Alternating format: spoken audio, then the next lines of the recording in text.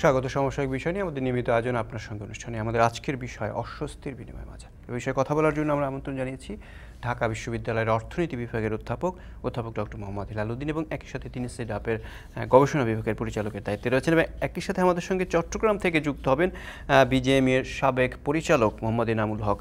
তার সঙ্গে যুক্ত হবেন। শুরুতে আমি স্যার আপনাকে স্বাগত জানাচ্ছি আমাদের স্টুডিওতে। এবং আমরা যেটা বলছিলাম আজকের বিষয়ের নাম অস্বস্তির বিনিময় বাজার।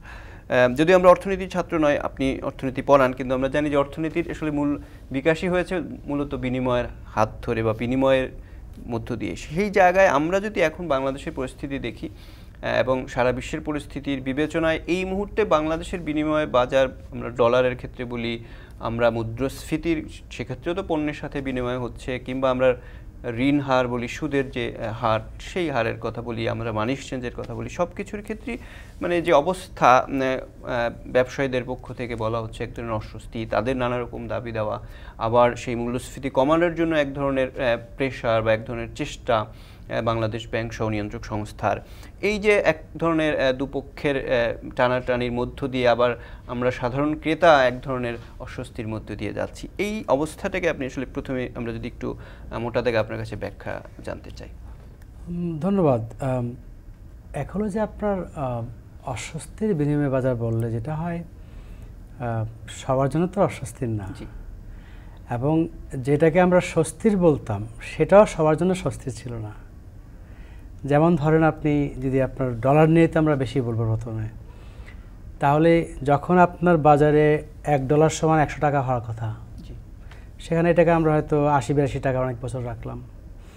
তাহলে বাইরে থেকে যারা $1 নিয়ে এসছে তাকে আপনি বলছেন অ্যাজ ইফ, মানে এরকম ব্যাপারটা যে 100 টাকা দিয়ে আপনি 20 টাকা রেখে দিচ্ছেন ট্যাক্স করে। আপনি 80 টাকায় ধরে রাখা মানে কি? মানে হলো তাকে 80 টাকা দিয়েছেন, অথবা বলতে পারি 100 টাকা দিয়ে আপনি 20 টাকা ট্যাক্স করে রেখে দিয়েছেন, যে আচ্ছা 20 টাকা দেওয়া যাবে ট্যাক্স। আবার তখন যারা ডলার চেয়েছে যে আমি আমদানি করবো, আমার $1 দরকার, আমি খেজুর কিনবো বাইরে থেকে, তখন তার 100 টাকা দিয়ে $1 নেওয়ার কথা। 100 টাকা দেওয়ার পরে মানে সরকার বলছে না, তুমি 20 টাকা নিয়ে নাও, 100 টাকা লাগবে না, 80 টাকা দিয়ে তুমি $1 পেয়ে যাবা। তখন কি ছিল যে যারা আমদানিকারক তাদের জন্য খুব স্বস্তির ছিল, যারা রপ্তানিকারক তাদের জন্য অস্বস্তির ছিল। আবার যারা ভোক্তা ছিল তারা যখন বাইরে থেকে কিনে নিয়ে আসতো, 100 টাকা দিয়ে না কিনে 80 টাকা দিয়ে $1 পেয়ে গেলে, 80 টাকা দিয়ে আনলে তাদের মানে মূল্যস্ফীতি যেটা বলতাম, সেই তার স্বস্তির দিক থেকে ছিল। ঠিক আছে। এখন এই যে আমি যে কথাটা বললাম যে স্বস্তি অস্বস্তি কার দিক থেকে বলবেন, অন্যভাবে আপনি যদি বলেন যে একটা হলো আমাদের বাংলাদেশের অর্থনীতির সামষ্টিকভাবে অস্বস্তি, সেটা একটা। আরেকটা হলো আপনি যদি যেটা বললাম যে ভোক্তার দিক থেকে একটা অস্বস্তি। ঠিক আছে। আবার যারা কিনা রপ্তানি করছে, যদি আপনার উৎপাদন করে থাকে তার জন্য একটা স্বস্তির ব্যাপার। যারা কিনা আপনার অন্যান্য যে পণ্যগুলি আছে, আমাদের দেশে ধরেন যে ব্যবসায়ী রপ্তানি করছেন, তিনি কিন্তু আবার আমদানি করছেন না, তারপরে মনে রাখতে হবে তিনিও যদি আমদানি করে থাকেন, তিনি হয়তো 60 টাকার আমদানি করে এটা দিয়ে বানিয়ে 100 টাকা বিক্রি করছেন, তাহলে উনি 60 টাকার ক্ষেত্রে ওনার অস্বস্তি, কিন্তু 100 টাকা যে পাচ্ছে সেখানে স্বস্তি। তাহলে নেট তার ওই 40 টাকা যেটা ভ্যালু এডিশন, সেখানে তার স্বস্তি আছে, তাই না? কিন্তু ব্যবসায়ী যারা রপ্তানিকারক তারা তো সেই স্বস্তির কথা বলে না কখনো। মানে এখন ওই জায়গাটা এখন মনে রাখতে হবে, আমি আগেই বলেছি যে তারা যেহেতু একটা অস্বস্তি জায়গায় ছিল আগে, যে মানে বাজারে যদি আপনার ডিমান্ড সাপ্লাই দিয়ে ডলারের দাম যে জায়গায় ছিল সে জায়গায় আগে তো ছিল না। এখনও মনে করেন যে আপনার যেটা বলছে আমরা ছেড়ে দিয়েছি, মানে কি ক্রলিং প্যাক বলছি, আমরা ধরে রাখছি, ঠিক আছে, হামাগুড়ি দিয়ে একটু দেশে করতে পারবে, তার মানে কি আমরা তো এখন ছেড়ে দিই নাই। তাহলে বাজারে আপনার যোগান এবং আপনার চাহিদা তার প্রেক্ষাপটে ডলারের দাম যে যা কথা সেখানে কিন্তু আমরা ছেড়ে দেই নাই। তাই এখন স্বস্তি বললে কিন্তু সেটাই মিন করে। আচ্ছা, এরপরে যে কথাটা ব্যাপার আসছে যে আমি তো রপ্তানি করছি, তা আমি রপ্তানি করলে আমি বুঝলাম একটু আমার স্বস্তি আসলো, কিন্তু আর সব কিছু আমি কিনে খাচ্ছি না। আমি যে ভোগ করছি সেই ভোগের বান্ডেলের মধ্যে অনেক কিছু আছে, সেগুলোই আমি বাইরে আমদানি করছি। তা এখন সেগুলো তো একটা অস্বস্তির ব্যাপার আছে, তাই না? এখন স্বস্তি অস্বস্তি এভাবে আপনি দেখতে পারেন, হ্যাঁ, কিন্তু ইন জেনারেল আমরা যদি বলি তাহলে সার্বিকভাবে তো আমরা একটা অস্বস্তির জায়গায় গিয়েছি। কারণ আপনি যদি সরকারের দিক থেকে দেখেন প্রচণ্ড চাপ, এবং সামনের দিকে আমরা যে ঋণ করেছি সেগুলো ডলারে পে করার চাপ আসবে। আপনার ধরেন আমরা মূল্যস্ফীতি, যেটা সাধারণ মানুষ নিম্ন আয়ের মধ্যবিত্তের জন্য, উচ্চবিত্ত বাদ দিলাম, আমরা সব বেশিরভাগই নিম্ন মধ্যবিত্ত নিয়ে কথা বলি, এখন মধ্যবিত্ত নিয়ে কথা বলতে হচ্ছে, তাদের জন্য কিন্তু বিরাট চাপ। এবং এই যে আপনার গত 1-2 বছর আপনি দেখলেন দ্রব্যমূল্য অনেক বেড়ে গিয়েছে, তাই না, মূল্যস্ফীতি হয়েছে, তো সেই অনুযায়ী তো আমার আয় বাড়ে নাই। তো না বেড়ে থাকলে এখন যদি মূল্যস্ফীতি শূন্য হয়ে যায়, তারপরেও তো আমার যে এর আগে যে অনেক মূল্য বাড়ার কারণে আমার ইনকাম অ্যাডজাস্ট না হওয়ার কারণে আমার প্রকৃত ক্রয় ক্ষমতা বা ভোগ কমেছে, সেটা তো সমন্বয় হয় নাই। ফলে আজকে যদি মূল্যস্ফীতি শূন্যতায় চলে আসে, তারপরে কিন্তু ওইখানে আপনার একটা নেতিবাচক প্রভাব রয়ে গেছে। তো এখনও তো দেখতে পাচ্ছি আমরা খাদ্য মূল্যস্ফীতি কত 10%, গভর্নমেন্ট বললেও বিআইডিএস বলছে যে এটা 15%-এর মতো, তার মানে ওটা তো বাগে আসে নাই। এখন নতুন করে আপনার যখন ডলারের দাম আপনার মানে অ্যাডজাস্ট খানিকটা করলাম আমরা, করার পরে এখন যে জায়গায় দাঁড়িয়েছে মূল্যস্ফীতির দিক থেকে খুব খারাপ অবস্থায় এখন আমরা আগে থেকে বলেছিলাম যেটা, যে যদি বাজারে হাতে ছেড়ে দেওয়া হয়, আগেই যদি আপনার ডলারের দামটা বেশি থাকতো, ক্রমান্বয়ে আস্তে আস্তে এর জন্য অ্যাডজাস্টমেন্টটা হতো, মূল্যস্ফীতি আস্তে আস্তে আগে বাড়তো, এবং ক্রমান্বয়ে আপনার বাইরে থেকে ডলারের সাপ্লাই যেটা রপ্তানির মাধ্যমে বা রেমিটেন্সের মাধ্যমে সেটা বাড়তো। তো অনেক বছর ধরে সেটা করি নাই বলে, আর কেন করি নাই সেগুলোর ব্যাখ্যা আছে। এমন মনে করেন যে আপনি যদি আপনি পার ক্যাপিটাল ইনকাম বেশি দেখাইতে চান, তাহলে টাকাতে যেটাই হোক সেটাকে আপনি ডলারের রেট দিয়ে ভাগ করবেন। তো ডলারের রেট যদি আপনার একটু কম থাকে, $1 যদি আপনার 60 টাকা থাকে, 70 টাকা থাকে, যদি পার ক্যাপিটাল দেখি আসলে আমাদের কি খুব লাভ, মানে লাভের কোনো জায়গা আছে? লাভের কিছু জায়গা তো আছে আমাদের, যে আমরা স্ট্যাটাস বলি আমরা, হ্যাঁ, আমরা কি বলে আপনার নিম্ন আয়ের নাকি মধ্যম আয়ের, নিম্ন মধ্যম আয়ের, হ্যাঁ, আপনার লিস্ট ডেভেলপ নাকি ডেভেলপিং কান্ট্রি, এই স্ট্যাটাস যেগুলো আছে সেগুলোতে ব্যাপার আছে। হ্যাঁ, এবং পলিটিক্যালি রাজনৈতিকভাবে একটা সরকার যখন দেখাইতে যায় যে আমি দেশকে এগিয়ে নিয়ে যাচ্ছি, তখন কিছু সূচকের মধ্যে প্রথমে আমরা যেটা করি যে মাথাপিছু আয়, হ্যাঁ, আপনার দেখা যাচ্ছে আপনার জিডিপি প্রবৃদ্ধি, এগুলো নিয়ে আসি। তো সেইখানে কিছু তো কারণ ছিল। আপনি যদি দেখেন যে একটা সময় আপনি দেখবেন যে আমাদের জনসংখ্যা প্রতি ইয়েতে আপনি দেখবেন যে কি বলে সেন্সাসে আপনার বেড়েছে, তারপরে আমরা দেখি যে গত অনেক দিন ধরে আমরা দেখি যে জনসংখ্যা এক জায়গায় আছে। এখন এটা কীভাবে সম্ভব যে আগে যখন আমরা যেতাম বাড়ি বাড়ি গিয়ে লোকজনকে পেতাম, এখন বাড়ি বাড়ি গিয়ে লোকজন নাই বলে আমার জনসংখ্যা বাড়ে না, কারণ আমি জরিপের সময় গিয়ে দেখি লোকজন নাই বলে আমার জনসংখ্যা বাড়ছে না। How is it possible? ঠিক আছে, এখন লোকসংখ্যা না বাড়লে কী হয়? আলটিমেটলি আমার জিডিপি বড় হচ্ছে, আমি যদি একই মানে পপুলেশন সাইজ দিয়ে ভাগ করি তাহলে আমার মাথা পিছুটা একটু ভালো পড়ে। স্যার আমরা আলোচনা আসবো, কিন্তু আমরা একটা বিষয় দেখলাম যে গত পরশু দিনই হয়তো বাংলাদেশ ব্যাংক, কেন্দ্রীয় ব্যাংকের গভর্নরের সঙ্গে বিভিন্ন সংগঠন, এফবিসিসিআই থেকে শুরু করে বিজেএমএ, অনেক 7টা সংগঠনের নেতারা দেখা করেছে এবং দেখা করে তাদের যে উদ্বেগ, তাদের প্রত্যাশা সেগুলো জানিয়েছেন। আমরা একটু একজন ব্যবসায়ী রয়েছেন আমাদের সঙ্গে, বিজেএমএর সাবেক পরিচালক মোহাম্মদ ইনামুল হক, তিনি চট্টগ্রাম থেকে আমাদের সঙ্গে যুক্ত হবেন। তার সঙ্গে একটু আমরা যুক্ত হতে চাই এবং তার কাছে শুনতে চাই ব্যবসায়ী হিসেবে এই সময় আপনাদের কাছে বিনিময় বাজারের যে জায়গাটা, সেখানে কি অস্বস্তি রয়েছে আসলে?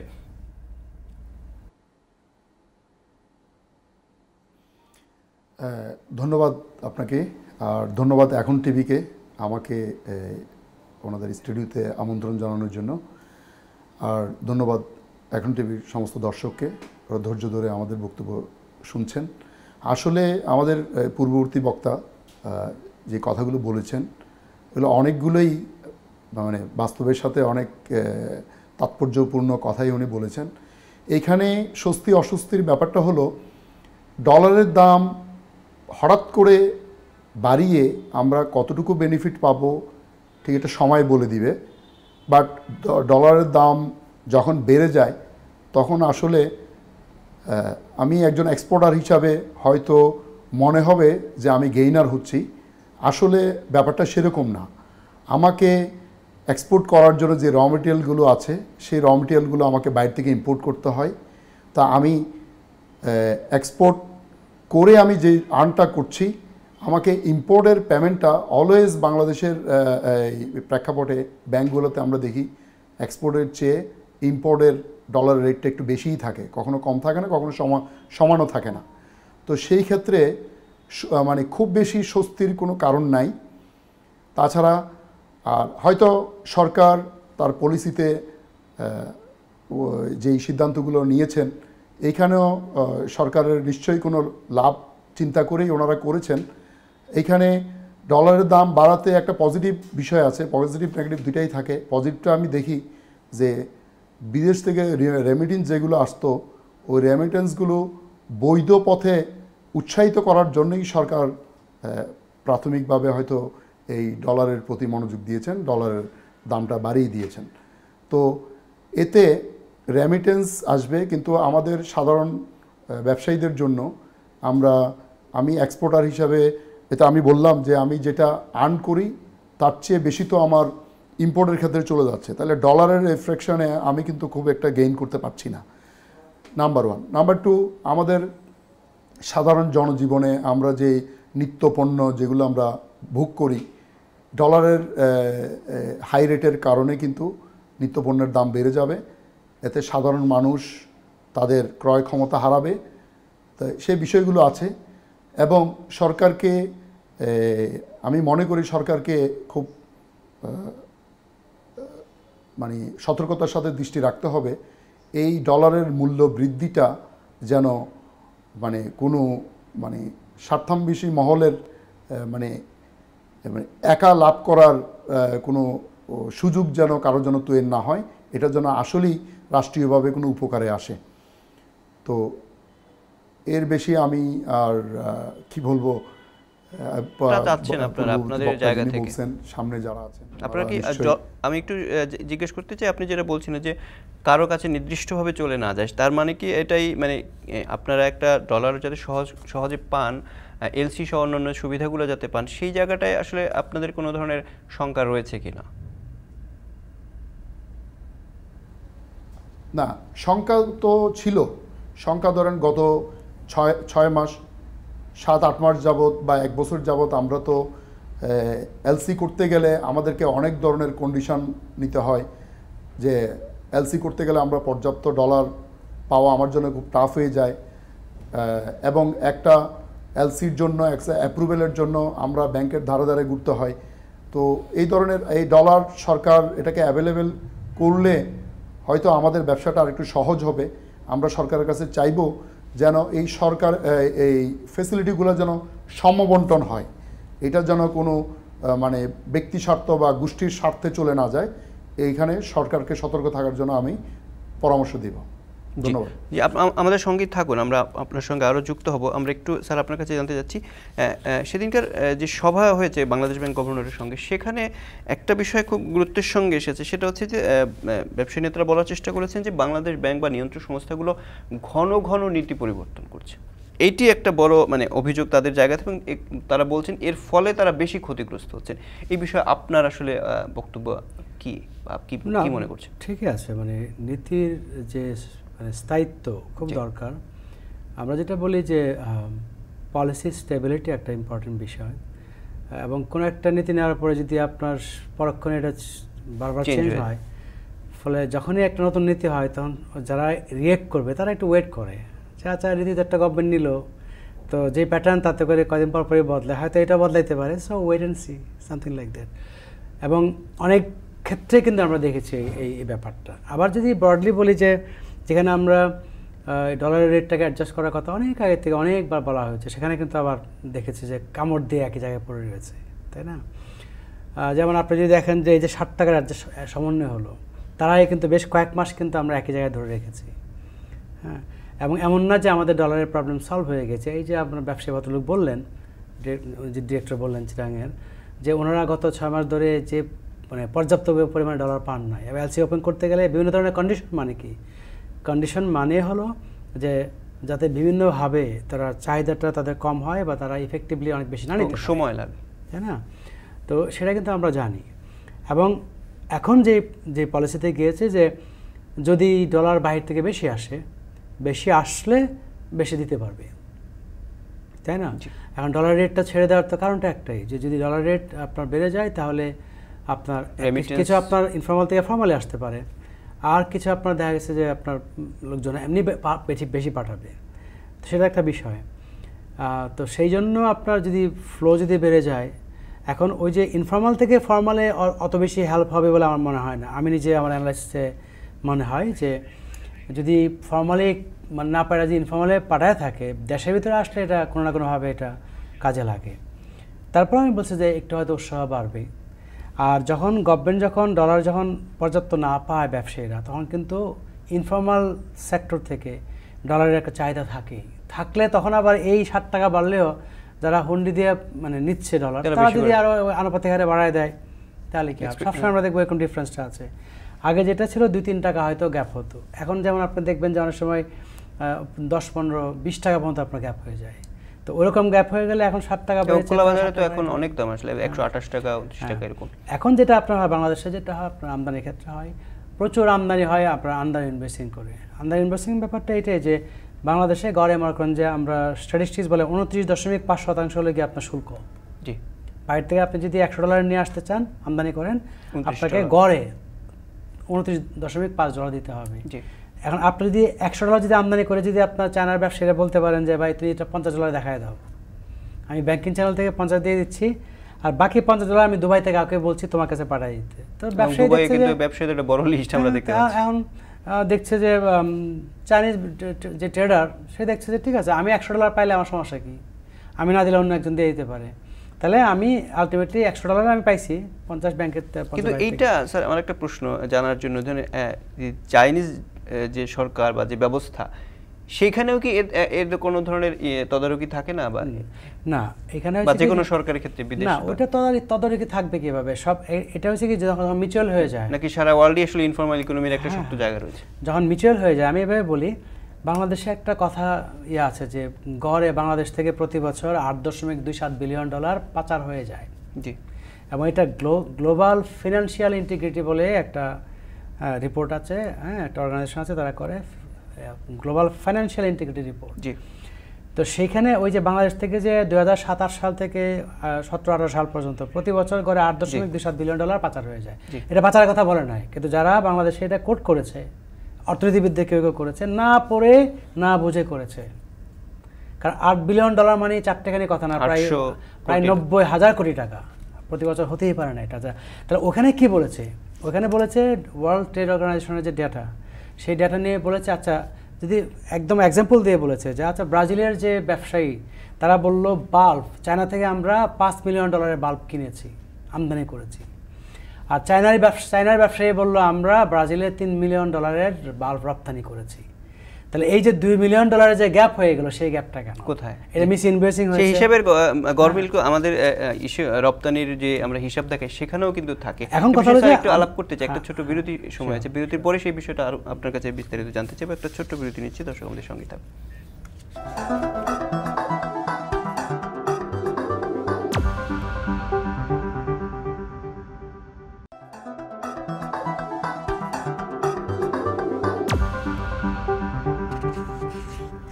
আবার স্বাগত, আপনারা দেখছেন আপনার সঙ্গে আমরা কথা বলছিলাম অস্বস্তির বিনিময় বাজারের বিষয়ে। আমাদের সঙ্গে রয়েছেন ঢাকা বিশ্ববিদ্যালয়ের অর্থনীতি বিভাগের অধ্যাপক ডক্টর মোহাম্মদ হিলাল উদ্দিন, এবং চট্টগ্রাম থেকে আমাদের সঙ্গে যুক্ত হয়েছেন মোহাম্মদ ইনামুল হক, সাবেক পরিচালক বিজিএমইএ।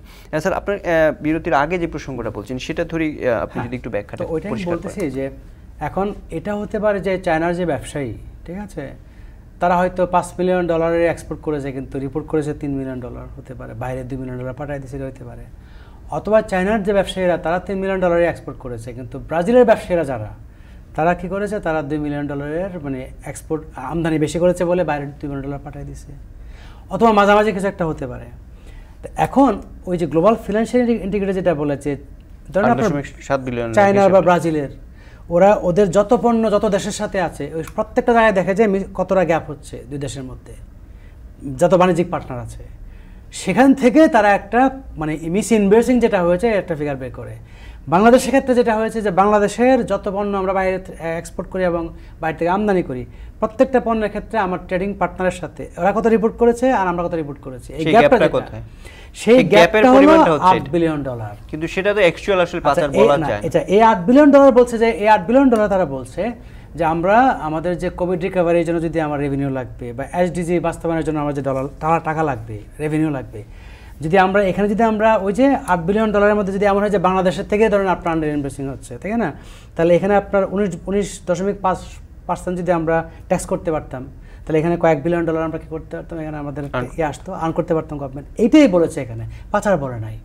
আবার আমরা দেখেছি বাংলাদেশে বোধহয় 18-19% আমরা মিসিং দেখেছি, যেটা ইন্ডিয়াতে আপনার দেখা যাচ্ছে 20.8 না কত %। চায়নার ক্ষেত্রে এরকম আছে, মানে এটা সারা ওয়ার্ল্ডে। ফলে এটা যে একদম বাংলাদেশের ক্ষেত্রে, যেটা বাংলাদেশের সাথে হয়েছে $8 বিলিয়ন, এটা পার্টলি বাংলাদেশের জন্য, পার্টলি হয়তো বাইরে অন্যদের জন্য। ফলে আমরা হচ্ছে কি পারসেপশন বেজ অ্যানালাইসিসটা খুব বেশি করি। কয়দিন আগে যে আপনি দেখলেন যে যারা বাংলাদেশে তো অনেকের টাকা আছে না বাইরে, বাংলাদেশের ফিগারটা কত ছিল, 22 কোটি কত ডলার ছিল, তার মানে কি অনলি লেস দেন $250 বিলিয়ন। তো লেস দেন $250 বিলিয়ন যদি হয়ে থাকে, তাহলে আমরা যে হারে আপনার বাইরে যাচ্ছে সেই এই ফিগারটা তো সেটা বলছে না। আপনি যদি কানাডাতে আপনি বেগমপাড়াতে বলেন যে কত বাড়ি আছে, যদি বলেন 1300-1400 বাড়ি আছে, তো একটা বাড়ির দাম যদি $1 মিলিয়ন করে ধরেন, তাহলে 1300-1400 মিলিয়ন মানে কি $1.5 বিলিয়ন অনেক বছরে। তাই হচ্ছে এই জিনিসগুলো পারসেপশনের দিক থেকে বলে, কিন্তু ফিগার যদি আপনি দেখেন একটা অর্থনীতিকে ডিরেল করে দেওয়ার মতো, হ্যাঁ, একটা অর্থনীতিকে আপনার বিপর্যস্ত করে দেওয়ার মতো ফিগার না কিন্তু এটা। বরং যেটা মনে হয় যে আমরা যে পলিসিগুলো গত অনেক বছরে নিয়েছি বাংলাদেশের গভর্নমেন্টের দিক থেকে, বিভিন্ন পলিসি, যে আমি ডলারের ক্ষেত্রে আপনি দেখেন যে পলিসি আমরা পার্সু করেছি, সেই পলিসির ক্ষেত্রে যে আমরা যে ভুলগুলো করেছি সেগুলোর মাসুল আমরা দিচ্ছি। আপনি দেখেন, আপনি যে কথা, আমি যে প্রথমে যে এক্সাম্পলটা দিয়েছিলাম যে $1 সমান কত হওয়ার কথা, আপনার 100 হওয়ার কথা, কিন্তু আপনি 80-তে রাখছেন। তো 80-তে আপনি যখন রাখলেন, তাহলে 2015-16 থেকে আপনার 2021-22 এর মধ্যে গভর্নমেন্ট $54 বিলিয়ন ঋণ করেছে। তো $54 বিলিয়ন যে ঋণ করেছে, এর মধ্যে বেশিরভাগ গভর্নমেন্ট যখন ডলারটা বাইরে থেকে নিয়ে আসছে, কত পাইছে, 80 কাছাকাছি পেয়েছে। তো গভর্নমেন্ট তো 80 কাছাকাছি পেয়েছে। গভর্নমেন্ট যদি 80 কাছাকাছি না পেয়ে যদি আপনার 100 কাছাকাছি পেতো, তাহলে গভর্নমেন্টের যে প্রজেক্টের যে কস্ট অনেক কমে যেত। এখন আপনার এই ডলার যদি আপনার লাভ দিয়ে যদি 120 টাকায় যায়, তাহলে 80 থেকে 120 যাওয়া মানে কি 50% বেড়ে গিয়েছে। তাহলে গভর্নমেন্টকে কিন্তু এখন ট্যাক্স কালেক্ট করার সময় কিন্তু আপনার অনেক বেশি ট্যাক্স কালেক্ট করতে হবে। স্যার, আপনার কাছে আসবো। আমরা একটু চট্টগ্রাম আমাদের সঙ্গে যে অতিথি রয়েছেন তার সঙ্গে যুক্ত হতে চাই। তার কাছে আমাদের একটা প্রশ্ন রয়েছে যে বাংলাদেশ ব্যাংকের গভর্নরের সঙ্গে যে বৈঠক হয়েছে বিভিন্ন সংগঠনের, সেখানে বিজিএমইএ ছিল বিসিসিআই নেতৃত্বে, সেখানে একটা জিনিস বলা হচ্ছে ডলারের বিনিময় হারজনিত এক ধরনের লোকসানকে তারা বলছেন, সেই লোকসানকে দীর্ঘমেয়াদী ঋণে রূপান্তরের একটা দাবি আছে। আসলে সেই জায়গায় আপনার আসলে কি পরিমাণ, আপনার কাছে কি মনে হয় যে কি পরিমাণ ক্ষতি হচ্ছে বা হয়েছে বলে, এবং সেটা কি সম্ভব আদৌ এই দাবি বাস্তবায়ন করবে বলে মনে হয়? আসলে ধন্যবাদ। আপনার প্রশ্নটা একটু কাইন্ডলি আরেকবার করবেন আমাকে। যে বলা হচ্ছে ডলারের বিনিময় যে হারটা চেঞ্জ হচ্ছে, এই হার বা এই হারজনিত লোকসান বলা হচ্ছে যে ব্যবসায়ীদের বিভিন্ন ধরনের লোকসান হচ্ছে, এই লোকসানটাকে এক ধরনের দীর্ঘমেয়াদী ঋণের রূপান্তরের একটা দাবি আসছে। এরকম আপনাদের কোনো এক্সপেকটেশনের জায়গা রয়েছে কিনা, এবং সেটা আদৌ সম্ভব কিনা?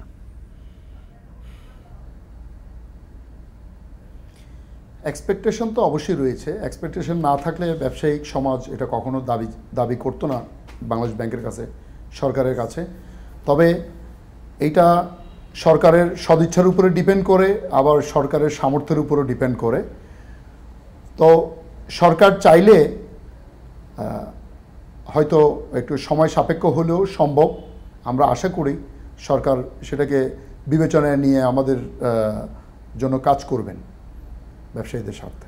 জি জি জি, আপনাকে অনেক ধন্যবাদ আমাদের সঙ্গে যুক্ত হয়ে কথা বলার জন্য এবং বিষয়গুলো জানানোর জন্য। আমরা একটু স্যার আপনার কাছে বুঝতে চাই যে বিষয়টা আমি প্রশ্ন করেছিলাম, এইটা আসলে কতটা মানে বাস্তবসম্মত বা আসলে এই এখনই আসলে সম্ভাবনা রয়েছে ক্লিয়ার না আসলে। আপনি যে প্রশ্ন, তারা বলছেন প্রায় 400-500 কোটি টাকার মতো, বা অনেকের অনেক ক্ষতি হচ্ছে, এই ক্ষতিটাকে তারা ঋণে রূপান্তর করে দীর্ঘমেয়াদী, যেটা হচ্ছে যে আসলে হিসাব করা বা সেটাকে সাডেনলি যখন রেটটা বেড়ে যায়, তো যারা বাইরে থেকে আমদানি করে তাদেরকে বেশি পে করতে হবে না। তো বেশি পে করা, যেটা ফর এক্সাম্পল যদি এমন হয় যে একটা জিনিস আমি বাইরে থেকে নিয়ে আসছি, আমি হয়তো 100 টাকা আমি বাইরেরটা আমি যে এক্সচেঞ্জ করে যে আমি দেখি এটা 100 টাকা হলে আমি হয়তো নিয়ে আসি। এখন হঠাৎ করে কী হয়েছে, ডলারের রেটের কারণে 160 টাকা পড়ছে। এখন 160 টাকা হলে হয়তো আমি আনতাম না এটা বাইরে থেকে, কিন্তু এখন আলটিমেটলি তো আমি করে বসছি, তাই না? এই ট্রানজ্যাকশনের মধ্যে আলটিমেটলি কী হবে, আমার তো এখানে আমি ক্যালকুলেশনের বাইরে কিন্তু আমার কিছু লস হয়ে যাবে বা আমার কিছু লাভ কমে যাবে। এখন ওই বিনিময় হারের যে অনিশ্চয়তা সেটা থাকে। আমরা যে বাজারের হাতে দিয়ে দিতাম তখন কিন্তু সবসময় একটা থাকতো অনিশ্চয়তা, তাই না? তো থাকলে তখন কী হয়, এই যে আমি যে কথাটা বললাম যে অনেক দিন ধরে হয়তো এক্সপোর্টার যারা তারা মানে আপনার চাহিদা হবে যোগানে যেটা হবে তার থেকে অনেক কম পাচ্ছে, তাই না? হুট করে দেখা যাচ্ছে একটু ছেড়ে দেওয়াতে তারা হয়তো এই জায়গায় গেইন করবে। তো এখন তাদের জন্য হয়তো এটা হ্যাপি নিউজ, কিন্তু যারা কিনা উল্টা দিকে আছে তাদের জন্য ব্যাড নিউজ। কিন্তু অনেক দিন ধরে যে ধরে রেখেছে, যে আমি যে কথাটা বললাম যে আমি নিচের দিকে ধরে রাখছি, মার্কেট রেট থেকে নিচে ধরে রাখা মানে হলো যারা আমদানির সাইডে ছিল তাদেরকে আমি হেল্প করেছি অনেক বছর ধরে। পরিচিত, তো সেখান থেকে তো সেই বেনিফিটটা তাদের পেয়েছে। ফলে ব্যবসায় কখনো কখনো যেটা হয় যে আমার অ্যাকুমুলেটেড প্রফিট থেকে আমার মাঝে মধ্যে লস হবে, আর মাঝে মধ্যে কী হয়েছে আপনার অ্যাকুমুলেটেড যে আপনার পঞ্জীবিত যে আমার লস আছে, হঠাৎ করে আপনার সাডেনলি যদি আপনার আপ হয় তাহলে আমি সেখান থেকে গেইন করবো, এটা থাকবেই। এখন যদি সব কিছু আমরা গভর্নমেন্টকে দিতে বলি, গভর্নমেন্ট তো এমনিতেই চাপে আছে, তা গভর্নমেন্টের রেভিনিউ লাগবে না। এবং কোনো দেশের কোনো গভর্নমেন্ট বলবে না যে আমার ক্যাপাসিটি নাই, অবশ্যই আমার ক্যাপাসিটি আছে, সব কিছু আমি করতে পারি, সেটাই বলবে। কিন্তু আমরা জানি বাস্তবে আপনার প্রবৃদ্ধির সাথে মিল রেখে রেভিনিউর যে কালেকশন হচ্ছে, গভর্নমেন্টের যে আপনার ঋণের সুদ পে করতে হচ্ছে, সব কিছু মিলিয়ে তো আমরা দেখতে পাচ্ছি যে গভর্নমেন্টের উপর বিশাল চাপ আছে। এবং সেজন্য তো কৃষ্ণতা সাধন করা, বা সেজন্য আপনি দেখছেন যে নতুন নতুন প্রজেক্ট নেওয়ার ক্ষেত্রে প্রায়োরিটি দিয়ে কিছু প্রজেক্ট নেওয়া, উন্নয়ন প্রজেক্টের ক্ষেত্রে কিন্তু খুব কনজারভেটিভ গভর্নমেন্ট। কেন হচ্ছে এটা? ফলে সেখানে আমি মনে করি যে সম্ভব না কেন, সব কিছুই সম্ভব, কিন্তু টাকাটা আমি তো ডাইভার্ট করে নিয়ে আসবো। আমি এক জায়গায় দিতে গেলে আলটিমেটলি কী করতে হবে, আমাকে অন্য জায়গা থেকে সরায় নিয়ে আসতে হবে, অথবা আমি ট্যাক্স পেয়ারকে অনেক বেশি ট্যাক্স করতে হবে। তো অনেক বেশি ট্যাক্স করার সুবিধাটা গভর্নমেন্টের এখন কোথায়? সেদিক থেকে চিন্তা করলে আমি মনে করি যে এটা খুব একটা মানে প্র্যাকটিক্যাল না, বাস্তবসম্মত মনে হয় না আমার কাছে। ব্যবসায়ীদের থেকে আরেকটা দাবি ছিল যে কারণ আমরা দেখছি যে সুদ হার যখন তুলে নেওয়া হলো এবং হঠাৎ করেই ব্যাংকের সুদ হারও অনেক বেড়ে গেছে, 14%, কেউ 15% পর্যন্ত নিয়ে গেছে, এবং সম্প্রতি যে স্মার্টের সাথে যে একটা মার্জিনের হিসাব করে যে হিসাবটা ছিল সেটাও বলছে আর ওইভাবে কার্যকর থাকছে না। তার মানে একটা অনিয়ন্ত্রিত ও সুদ মানে একটা লাগাম ছাড়া হওয়ার সুযোগ আছে কিনা সেই শঙ্কাটা তাদের ছিল, এবং কেন্দ্রীয় ব্যাংক বলছে না এটা 14% বা তার আশপাশ যাতে থাকে, 1% এদিক ওদিক হয়, এই বিষয়টা তারা দেখবে। সেইটা আসলে মানে এই অবস্থায় ব্যাংকেরও তো এক ধরনের নানা রকম চাপ আছে, তাদের লাভের জায়গাগুলো রয়েছে, দীর্ঘদিন তারাও এক ধরনের একটা নির্দিষ্ট সীমার মধ্যে ছিল। এই অবস্থায় এটা আসলে কতটা সম্ভব আপনার কাছে কি মনে হয়? আপনি খেয়াল করেন যে গভর্নমেন্টের যে মূল টার্গেটটা এখন যে আমি সামষ্টিক অর্থনীতিকে স্থিতিশীল রাখবো, তার জন্য আমি এক্সচেঞ্জ রেটটাকে বা রিজার্ভটাকে ধরে রাখতে চেষ্টা করছি, মূল্যস্ফীতিকে কন্টেইন করতে হবে। আর মূল্যস্ফীতিকে ধরে রাখতে গেলে আপনি যখন সুদের হার বাড়াচ্ছেন মানে তো বিজনেসের কস্ট বাড়বে, আপনি জানেন, কিন্তু না বাড়িয়ে তো উপায় নাই, ঠিক আছে? আপনি যখন বলছেন যে আমার একদিকে কী করতে হবে, আমার সামগ্রিক চাহিদা যেটা এটা একটু স্লো করতে হবে, আমি মূল্যস্ফীতির জন্য সেটা করছি। তা এখন সেটা করতে গেলে আলটিমেটলি আপনার ওই যে সুদের হার আপনি বাড়িয়ে দিয়েছেন, তো সুদের হার বাড়িয়ে দিলে আবার কী হবে? আবার দেখা যাচ্ছে কি আপনার ওই সুদের হার বেশির কারণে আপনার বিজনেসের কস্ট বেড়ে যাবে, তাই না? এখন আপনি যদি একটা ন্যাশনের সবার কথা চিন্তা করেন, তাহলে আপনি যে অনেক দিন ধরে যে আপনি সুদের হার অনেক নিচে রাখলেন, 9-6 করলেন, আপনি 6-9 বা 9-6 যাই বলেন, তখন তো আপনি এই 6% যখন আপনার আমানতকারী আপনার সুদ পেয়েছে, আর 9% আমরা যখন ঋণ দিয়েছি, তো সেই বেনিফিটটা তো আপনার দেখা যাচ্ছে যারা বিনিয়োগকারী বা বড়োইং সাইডে যারা তারা পেয়েছে। সেটা পাওয়ার পরেও আমরা দেখেছি যে আমাদের কাঙ্ক্ষিত হারে মানে বেসরকারি বিনিয়োগ বাড়ে নাই, এবং সেই অবস্থায় আমরা দেখেছি সর্বনিম্ন বলা যায় এক ধরনের খুবই কম ঋণ হার, সেই হারেই কিন্তু আমরা ঋণ খেলাপের জায়গায় অনেক দূরে এগিয়ে গেলাম। হ্যাঁ, তো এখন যদি আপনার ইনফ্লেশন অনেক হাই হয়, আপনি যদি সুদের হার নিচেই রাখেন, তাহলে ওই যে আপনি ব্যবসায়ীকে আপনি বলছেন বা যারা বিনিয়োগ সাইডে তাদেরকে আপনি ইনসেন্টিভ দিবেন, হাউ অ্যাবাউট আদার সাইডে যারা সঞ্চয় করছে 17 কোটি মানুষ, তাদেরকে আপনি কী করবেন? তাহলে তাদের ইনফ্লেশন যদি আপনার সুদের হার থেকে কম হয়, মানে বেশি হয়, তাহলে আপনি তো তার টাকা ক্ষয়ে যাচ্ছে। ফলে এইখানে আপনার দেখা যাচ্ছে কি সার্বিকভাবে আমরা অনেক বছর ধরে খুব মিসম্যাচ করেছি, এবং এক সঞ্চয়কারীদের একটা বড় অংশ যেটা বাংলাদেশের সবাই তো যারা সঞ্চয় করে এদেরকে আপনার কিন্তু আমরা স্কুইজ করেছি, তাই না? এখনও কিন্তু সঞ্চয়কারীকে বেনিফিট দেওয়ার জন্য যে আমরা অ্যাডজাস্ট করেছি তা না। এখন কী হয়েছে আপনার যে মূল্যস্ফীতিকে যদি ধারণ করতে চায়, তাহলে এইটা আমার কাছে কখনো ভালো পলিসি মনে হয় নাই। কারণ বাংলাদেশের ক্ষেত্রে যেটা হয়েছে মূল্যস্ফীতির যে এখন ব্যাপারটা, সেটা কিন্তু ডিমান্ড ড্রাইভেন আমার কাছে কখনোই মনে হয় না, ডিমান্ড ড্রাইভেন না, তারপরেও সেটা করে করা হয়েছে। তো আমার কাছে সেটা কি আপনি বলছেন কস্ট পুল বা এই অবশ্যই কস্ট পুশ, অবশ্যই এটা আপনার আমাদের উৎপাদন খরচ বেড়েছে বলে। আপনি যদি বাংলাদেশের ক্ষেত্রে আপনি দেখেন, বাংলাদেশের মূলত যে দাম বেড়েছে 71 থেকে যদি আপনি দেখেন যে আজকে যে দাম যে জায়গায় এসছে, আপনি যদি গভর্নমেন্টের পলিসিতে কী বলে, গভর্নমেন্ট বলে আমি মূল্যস্ফীতি কী করবো, কমায় 6% নিয়ে আসবো। কেন গভর্নমেন্ট বলে না যে আমি 0-তে নিয়ে আসবো? কারণ আমাদের প্রবৃদ্ধি কেন চাই?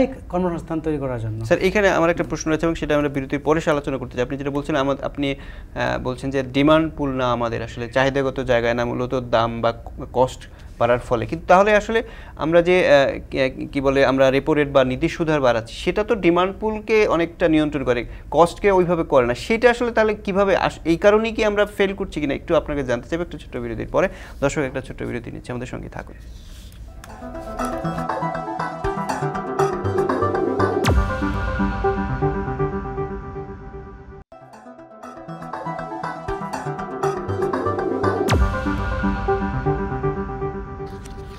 আবার স্বাগত, আপনারা দেখছেন আপনার সঙ্গে আমরা কথা বলছিলাম অস্বস্তির বিনিময় বাজার। স্যার, আমরা যে বিষয়টা নিয়ে আলোচনা করছিলাম এবং বিরতির আগে যে প্রশ্নটা রেখেছিলাম, আপনি বলছিলেন যে আমাদের দেশের, আপনি বলছেন চাহিদাজনিত কারণে আসলে আমাদের কি বলে মুদ্রাস্ফীতি যতটা না হচ্ছে তার চেয়ে বেশি হচ্ছে, সে মূলত আমাদের উৎপাদন খরচজনিত কারণে। সেইটার ক্ষেত্রে যে আমরা নীতি সুদহার বাড়িয়ে আসলে নিয়ন্ত্রণ করা সম্ভব কিনা। আপনি খেয়াল করেন যে আমরা যদি একটু নন টেকনিক্যালি বলি, আমাদের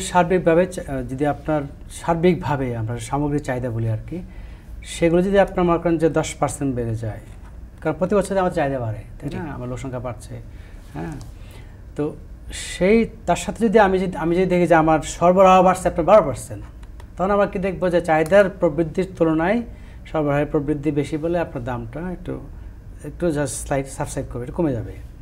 আর যদি আমরা দেখি যে চাহিদা হয়তো 10% বেড়েছে, সরবরাহ হয়তো 8% বেড়েছে, তার মানে কি চাহিদার ডমিনেন্স বেশি বলে একটু হয়তো আপনার প্রাইস লেভেল, দাম স্তর যেটা বেড়ে যাবে, এটা একদম মানে তাত্ত্বিক এবং ঠিক কথা। এখন বাংলাদেশের ক্ষেত্রে আমরা চাহিদা বলি, চাহিদার আপনার কি আমরা 4টা কম্পোনেন্ট আছে। একটা আপনার মানুষের ভোগ, তা আমরা জানি যে মানুষের ইনকাম থেকে শুরু করে আপনার গ্রোথ স্লো, আপনার যে রেমিটেন্স বলেন আপনি, রেমিটেন্স আপনার স্লো, আপনার এই ইনভেস্টমেন্ট আরেকটা অংশ, মানে প্রাইভেট ইনভেস্টমেন্ট, সেটা আমরা জানি যে সেটা প্রবৃদ্ধি স্লো, এবং গভর্নমেন্টের যে আপনার স্পেন্ডিং, যেটা গত অনেক বছর ধরে কিন্তু আমাদের প্রাইভেট বিনিয়োগ অত বেশি বাড়ে না বলে গভর্নমেন্টের বিনিয়োগ বাড়ছিল, এখন কিন্তু সেটা স্লো হলে আর বাকি থাকে কি আপনার এক্সপোর্ট এবং ইম্পোর্টের ব্যালেন্স, যেটা তা আমরা জানি যে আমরা যা এক্সপোর্ট করি তার থেকে ইম্পোর্ট বেশি করি, এবং সেখানে এক্সপোর্টটাও আমরা দেখতে পাচ্ছি স্লো। তাহলে কোন জায়গা থেকে আপনার আসলো যে আমাদের ডিমান্ড অনেক বেশি প্রবৃদ্ধি হচ্ছে, আমি দেখি না সেটা। তাহলে আলটিমেটলি আমাদের ডিমান্ড ড্রাইভেন না। তো ডিমান্ড ড্রাইভেন যদি না হয়, তারপর যদি আমরা মনে করি যে তারপরে আমি ডিমান্ডকে স্লো করে দিয়ে আমি কমাইতে পারি, সমস্যা না। আমি মনে করছি যে ঠিক আছে, আমার 8-10% চাহিদা বেড়েছে, কিন্তু সেটাকে আমার দেখেছি ওইটা হয়তো মানে আমার এই জায়গায় দেখেছি আমার হয়তো মানে মানে সরবরাহ দিতে হয়তো আমার কম বেড়েছে।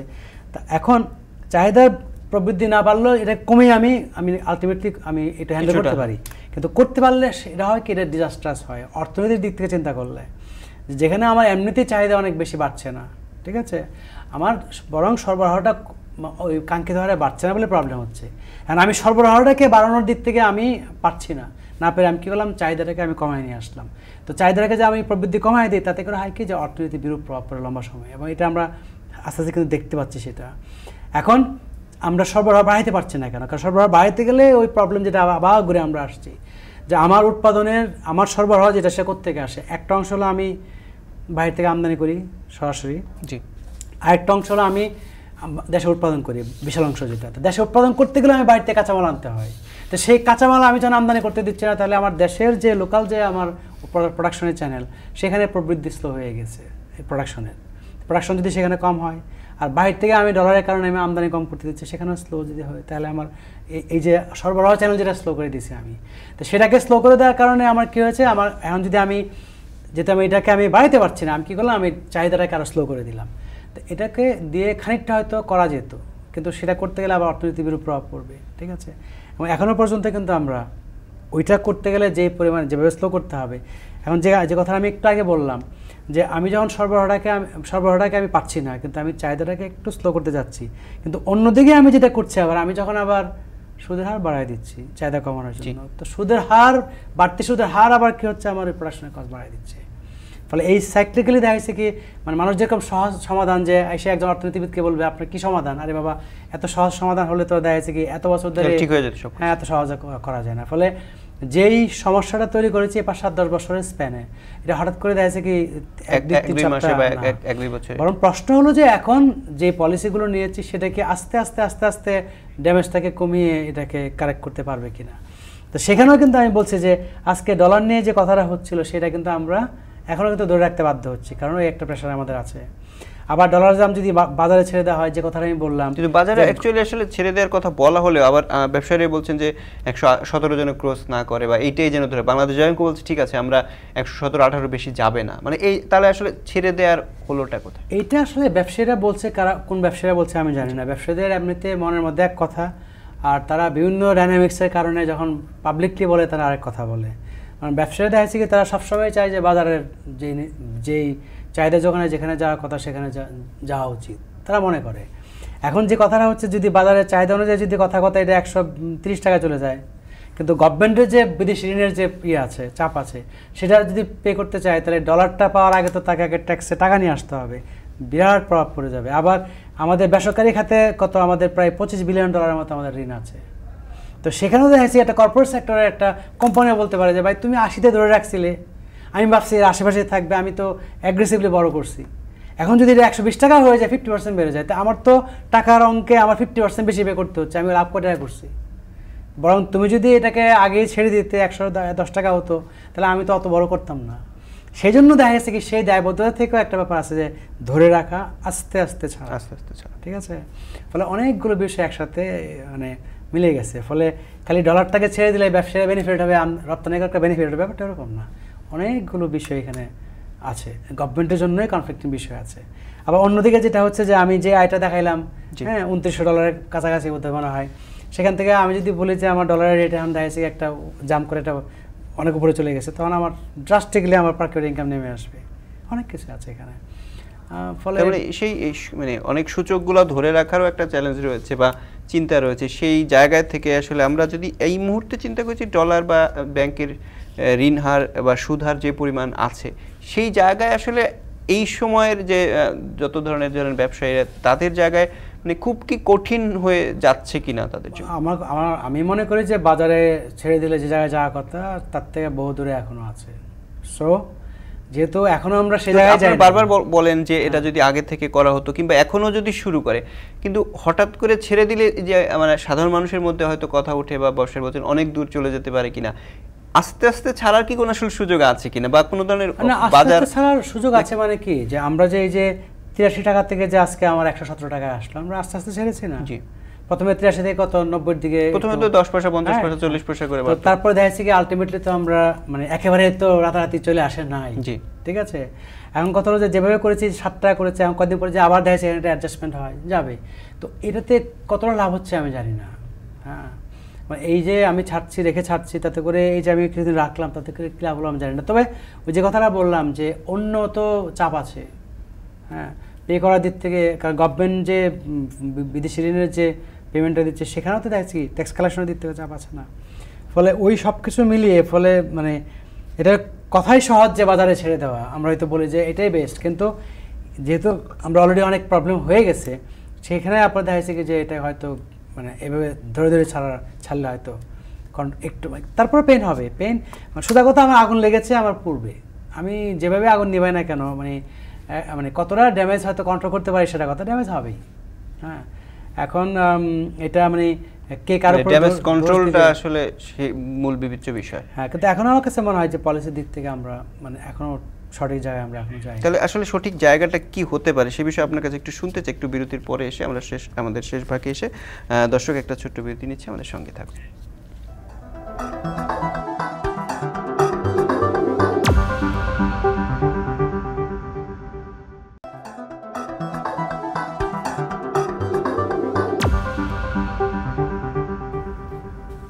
স্বাগত, আপনারা দেখছেন আপনার সঙ্গে আমরা কথা বলছিলাম অস্বস্তির বিনিময় বাজার। এই বিষয়ে আমার সঙ্গে রয়েছেন ঢাকা বিশ্ববিদ্যালয়ের অর্থনীতি বিভাগের অধ্যাপক ডক্টর মোহাম্মদ হেলাল উদ্দিন। স্যার, আমরা আলোচনা করছিলাম এবং শেষ ভাগে এসে আপনার কাছে বিরতির আগে আপনি বলছিলেন যে কিছু কিছু জায়গায় বা অনেক জায়গায় আমরা সঠিক নীতিটা নিতে পারছি না। তাহলে আসলে ঠিক এই মুহূর্তে যদি বলেন মানে ঠিক কোন জায়গায় আসলে আমাদের নীতিগত আরও সংস্কারের জায়গা রয়েছে? আসলে একটা তো আপনার কিছু সংস্কারের কথা ধরুন IMF বলেছে, এবং সংস্কার বিষয়টা তো রাতারাতি হয় না, ঠিক আছে। এবং এই সংস্কার বিষয়টাতে আমরা অনেক সময় দেখেছি যে অনেক বছর ধরে বসে আছি, এবং যখন কোনো একটা এক্সটার্নাল ফোর্স থেকে প্রেশার আসছে তখন আমরা হুড়মুড় খেয়ে কিছু করার চেষ্টা করছি আবার, কিন্তু এটা আসলে এইভাবে তো হয় না। এটা আপনি যদি মনে করেন যে বাংলাদেশের ট্যাক্স জিডিপি রেশিও যেটার কথা বলি, এটার সাথে স্যার গুড গভর্নেন্সের একটা সম্পর্ক আছে, মানে সেটা তো ন্যাচারালি যেটা চাপে না, চাপের বাইরে স্বাভাবিক প্রক্রিয়া, সেটা তো আছেই। কিন্তু তারপর আপনি যদি ট্যাক্সের কথা আপনি বলেন, বাংলাদেশে আপনার ট্যাক্স নেটে তো হিউজ গ্যাপ। আপনি দেখেন, আপনি বাংলাদেশে যে কোনো জায়গায় দেখবেন যে দুইটা রাস্তা ক্রস করেছে, সেই ক্রস রোডে আপনার যে গ্রোথ সেন্টার যেটা বলে আমরা, সেখানে অনেক দোকান টোকান হয়েছে। অনেকে আপনি দেখবেন যে ওখানে হয়তো 1 বিঘা জায়গার দাম দেয়ছে 5 কোটি টাকা, 10 কোটি টাকা, এত আপনার। তারপরে অনেক বেশি ভ্যালু তৈরি হচ্ছে, তারা ট্যাক্স দেয় না, ট্যাক্স নেটের আওতায় নাই, তারা ট্যাক্স দিতে হয় এটা মনে করে না। কিছু কিছু ব্যবসা আপনি দেখবেন যে তারা হয়তো মাসে কয়েক লাখ টাকা আর্ন করছে, ট্যাক্স দিচ্ছে না। ফলে আমার কাছে মনে হয় যে শহরকেন্দ্রিক না হয়ে ওই গ্রোথ সেন্টার কেন্দ্রিক যদি ফোকাসড হয়ে ওই সবাইকে নিয়ে আসে, ঠিক আছে। এখন দেখা গেছে যে আপনি ট্যাক্স করছেন কাকে, যারা দিচ্ছে তাদেরকে ট্যাক্স করছেন, তাদের জন্য বার্ডেন হচ্ছে। আবার একটা বিশাল অংশ দেখছে তারা ট্যাক্স দিচ্ছে না, না দিলে আলটিমেটলি কী হয়, তারা দেখা যাচ্ছে আপনার সেখানে ছাড় পেয়ে যাচ্ছে। এবং সেজন্য কিন্তু IMF এরিয়াতে কিন্তু আসছে যে ট্যাক্স ছাড় দেওয়ার যে ব্যাপারটা, সেখান থেকে কিন্তু আপনার বের হয়ে আসতে হবে। এরকম অনেক বিষয় আছে, বড় বড় প্রতিষ্ঠানও অনেক ছাড় পাচ্ছে, এরকম খবর আমরা দেখছি। হ্যাঁ, তো এখন এগুলো তো একটা বিষয় আছে। আর এখন আমি বর্তমান যে ক্ষেত্র যেটা, সেটা হলো যে আমরা এই যে আস্তে আস্তে ছাড়ছি, যে ডলার রেটটা ছাড়লাম, কিন্তু কতটা সময় আমাদের লাগছে, তাই না? এখন আমরা যে জায়গায় আছি, হ্যাঁ, সেখানে আপনি দেখবেন যে আমরা কিন্তু মানে অনেক কনজারভেটিভ ওয়েতে আমরা করছি। এখন এটা করলে আমি আস্তে আস্তে স্লো ছাড়লে যেটা হবে, আমি যে প্রবলেমগুলোতে আছি সেগুলো আরও অ্যাগ্রাভেটেড হবে। যেমন আপনি দেখেন, আপনি পর্যাপ্ত আমদানি করছেন না, আমদানি না করে কী হচ্ছে, আপনি হয়তো বলবেন ব্যবসায়ীরা সিন্ডিকেট করে দাম বাড়াচ্ছে, আপনি বলতেই পারেন, কিন্তু আলটিমেটলি কী হচ্ছে দেখেন তো, আলটিমেটলি কিন্তু দাম বাড়ছে, কারণ কেউ তো কম দামে সেল করবে না। গভর্নমেন্টও বোঝে যে তারা বাইরে থেকে নিয়ে আসছে, একটা রিজনেবল প্রফিট ছাড়া তারা বিক্রি করবে না। কিন্তু ওই যে আপনি বাজারে যাচ্ছেন, গিয়ে বলছেন 30 টাকায় তুমি কিনছো, 33 টাকা বেশি বিক্রি করা যাবে না। পৃথিবীর কোথাও মার্কেট ইকোনমিতে নিয়ম নাই যে আপনি গিয়ে বলবেন কত দিয়ে কিনছো দেখি তো, কত সেল করছো দেখি তো, না। শর্ট টার্মে আপনার হলে গিয়ে তার ডিমান্ড সাপ্লাই, কোনো কারণে যদি বাজারে গ্যাপ হয় তাহলে আপনার দাম বাড়বে। এটাই বাজারের মূল কথা, এটা অপরচুনিটি, যেটা সুযোগ নিবে। যদি কোনো কারণে বাজারে সারপ্লাস থাকে, চাহিদার তুলনায় সরবরাহ বেশি থাকে, তাহলে ভোক্তা কম দামে খেতে পারবে, এইটার সুযোগটা ভোক্তারা নেবে। এখন আমরা কি বেঁধে দিয়ে পাচ্ছি যে অনেক পণ্যের ক্ষেত্রে আমরা বেঁধে দিয়েছি। আবার আপনি দেখেন যে আপনি যখন এই রমজান মাসে আপনি কি দেখেছেন, আপনার কই বেগুনের দাম বাড়ে নাই। আপনার এই যে যেখানে 1000 টাকা কেজি আপনি মরিচের দাম হয়ে গেছিলো, সেখানে আপনি দেখেন ওই 60 টাকায় চলে আসছে। আবার এখন কী হচ্ছে, একটুখানি আপনার শর্টেজ তৈরি হয়েছে, আপনার বাড়তেছে। ফলে কিছু কিছু ব্যাপার আছে, আপনার বাস্তবতা স্বীকার করে শুধু ব্লেম গেম না দিয়ে, এবং যেখানে যেখানে আপনার গ্যাপ আছে সেটা খানিকটা মেনে নেওয়া। হ্যাঁ, তা না হলে যেটা হয় যে আপনি এবং একই সবসময় ধরেন এই একই একটা সিন্ডিকেট নামক একটা দৈত্যের ঘাড়ে চাপলে, এখন হয়েছে কি, সিন্ডিকেট বলতে বলতে যেটা হয়েছে এখন, সেটা হলো এখন লোকজনের কথা হলো যে ভাই তাহলে সিন্ডিকেট থাকলে তুমি করছো কি, ঠিক আছে। আর সিন্ডিকেট যদি থাকে, কথা যে পেঁয়াজের দাম এখন 250 টাকা হয়ে গেছে, সিন্ডিকেট করছে বুঝলাম, তো 250 টাকা হয়ে গেলে তাহলে এটা 35 টাকা আসলো কীভাবে, কোন সিন্ডিকেট করলো, তাই না? এই যে কাঁচামরিচ 1000 থেকে যে আপনার 60 টাকা চলে আসলো, তাহলে সিন্ডিকেট গুলো কোথায়? ফলে যখন পর্যাপ্ত সরবরাহ থাকে তখন কোনো সমস্যা আমরা দেখি না, এবং পর্যাপ্ত সরবরাহ থাকলে কোনো সেকশন থেকেই যে চেষ্টা করলেই ধরে রাখতে পারে না। তাহলে ব্যাপারটা কি, আমাকে সরবরাহ কম দামে বা রিজনেবল আপনার প্রাইসে সরবরাহ নিশ্চিত করতে হবে, এই দিকে মনোযোগ দিতে হবে। এটা মনোযোগ দিলে, এটা আবার দেখা যাচ্ছে কি প্রত্যেকটা কমোডিটির দিকে মনোযোগ দিলে, এটা আবার আমার সামষ্টিক অর্থনীতির যে পলিসি, আমার সব কিছু, আমি যদি ইনফ্লেশন 7% বা 8% বা 9% হয়, সব কিছুর দাম যদি আমার 9% বেড়ে যায়, তাহলে আমার উৎপাদন খরচ কী হবে, 9% বেড়ে যাবে। তো এখন ব্যবসায়ীরা কী করবে, আপনার 9% যদি উৎপাদন খরচ বেড়ে যায়, অ্যাটলিস্ট তারা 9% দাম বাড়বে। কিন্তু যদি বাজারে যদি আপনার কম্পিটিশন একটু ল্যাগ থাকে, তাহলে 10%, 11%, 12% তারা দাম বাড়ায় দিবে। তা আমাদের বাংলাদেশের বাজার তো মানে পারফেক্টলি কম্পিটিটিভ না, তাই না? বিভিন্ন জায়গায় বিভিন্ন ধরনের ব্লক আছে। তো সেজন্য দেখা গেছে কি আপনার আমাকে উৎপাদন খরচ কমাইতে পারতে হবে। কিন্তু আমরা গত 2-3 বছরের দেখি, আপনি দেখেন তো উৎপাদনের বিভিন্ন ইয়েতে আপনার বিভিন্ন কারণে আমদানি খরচ বাড়ক বলেন, আপনার এনার্জির আপনার যে প্রাইস বলেন, স্যার বলতেছেন আমরা যে আমাদের প্রতিযোগিতা তৈরি করতে পারছি না, কম্পিটিশনের যে অসমতা, সেটা একটা বড় কারণ আমাদের ইসের জন্য। না, এখন প্রতিযোগিতা তৈরি করতে পারি না, ডেফিনেটলি দেখা যাচ্ছে আপনার যেটা আমরা বলি যে একটা অনেক বেশি আপনার আমাকে সাপ্লায়ার থাকতে হবে। কিন্তু সেখানে আপনি দেখেন যে আপনি যে বাংলাদেশে যে চিনির কথা বলেন, চিনি, তেল, রাইট, এগুলোতে আপনার কি 4-5 জন সাপ্লায়ার আছে। তো 4-5 জন সাপ্লায়ার থাকার কারণে তারা কি করতে পারে, সম্ভাবনা থাকে যে তারা চাইলে মিলেমিশে দাম ঠিক করতে পারে। সেজন্য আমরা কি করছি, আমরা ট্যারিফ কমিশনকে বলছি, ট্যারিফ কমিশনের সেই পাওয়ার আছে, এবং এই 4-5টা গ্রুপ যদি দাম বাড়াইতে চায়, তাহলে ওই গিয়া ট্যারিফ কমিশনকে বলতে হয়, জাস্টিফিকেশন দিতে হয় আমরা কেন বাড়াই। আবার যদি কোনো কারণে বিশ্ববাজার যদি দাম কমে আসে, তারা যদি দাম না কমায়, ট্যারিফ কমিশন ডাক দিয়ে বলে ভাই বিশ্ববাজার দাম তুমি কমাও না কেন। তার মানে যেখানে আমরা দেখতে পাচ্ছি ব্লকের ব্যাপার আছে, ব্লক মানে কোনো একটা অ্যাবিউজিভ পাওয়ার প্র্যাকটিস করতে পারে, সেখানে তো আমরা মেজার্স রেখেছি। আর আমি যদি পেঁয়াজের বাজারে যদি আমি যাই, আমি যদি লবণের বাজারে যাই, আমি যদি আপনার চালের বাজারে যাই, এত লাখ লাখ ট্রেডার, কাঁচামরিচের বাজারে যায় লাখ লাখ ট্রেডার, এখানে কিভাবে সম্ভব? জি স্যার, আপনাকে অনেক ধন্যবাদ। আমাদের আসলে এই আলাপ হয়তো শেষ হবে না, কারণ এই সংকটের মধ্যে আসলে দীর্ঘায়িত হবে, কিন্তু আমরা চাই যে আপনি যে প্রস্তাবগুলো বললেন বা যে নির্দেশনার কথা বললেন বা যে ধরনের নীতির মধ্য দিয়ে গেলে আসলে আমরা দ্রুততার মধ্য দিয়ে এই সংকটের সমাধান করতে পারি, সে অনেকেই হয়তো এই কথা বলছেন। সেই জায়গায় আমরাও চাই সবাই, সরকার বা যারা নীতি নির্ধারণী সংস্থাগুলো রয়েছে তারা ব্যবস্থা নিক, সেই প্রত্যাশা রাখছি। আপনাকে অনেক ধন্যবাদ জানিয়ে আজকের মতো শেষ করছি। আপনাকে ধন্যবাদ এবং দর্শক আমরা আজকের মতো শেষ করছি। ভালো থাকবেন।